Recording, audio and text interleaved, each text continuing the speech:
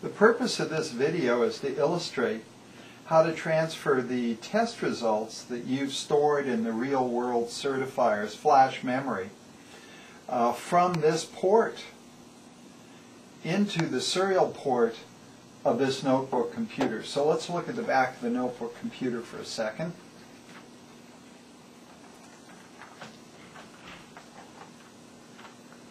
And you'll see this computer does have a serial port. It does have a USB port also. And for those of you with computers that don't have serial ports, you'll need to get yourself a USB to serial converter. You can get them at Best Buy or Radio Shack. And that goes in line with the cable that we supplied. Now we have a video a little later that shows you how to hook up the USB to serial converter. So let's take the serial cable, plug it into the serial port,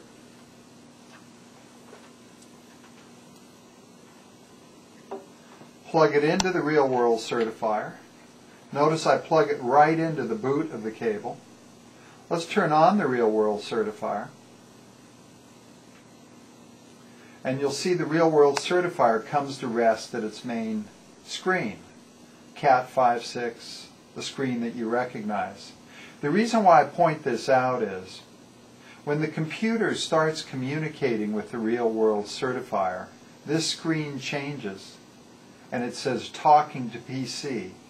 And that's going to be a key part of troubleshooting any problem we might have. So we've plugged this all in. Now let me turn the computer around.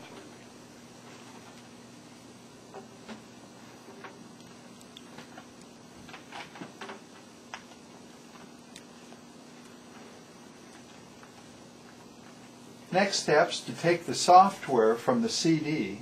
Now the CD has two programs on it. One is a README file that you'll want to take a look at if you do have problems. It has all sorts of interesting information on it. The second program is an Excel spreadsheet. And you run an Excel spreadsheet, the one on this CD, to transfer the data from the real-world Certifier into the PC. This Excel spreadsheet uses Excel's own macro language. That's the name of it. It uses Excel's own macro language to do the communication. So you don't have to install a separate driver. So I can run right off of this CD. Now a lot of people will transfer the program from the CD to their hard drive to make it more convenient. But if you're at a customer site, you can simply pop the CD into your customer's computer and run the Excel program right off the CD. Now here we go. It comes up with both the README file and the rwc1000.lxxls spreadsheet. And that's the one you want to run, the Excel spreadsheet. I'm going to double click on that to launch it. Now Excel comes up. You can see Excel appears in the upper left of my screen. Now depending on the revision of Excel you have, it could ask you a couple of questions. The first one is, do you want to enable macros? And if you remember, I said that the real-world Certifier's program uses Excel's macros to transfer data. So the answer to this question is, yes, we want to enable it. After we've enabled it, it attempts to communicate with the real-world Certifier. You can tell this is true because it says, talking to PC, unsaved readings are erased.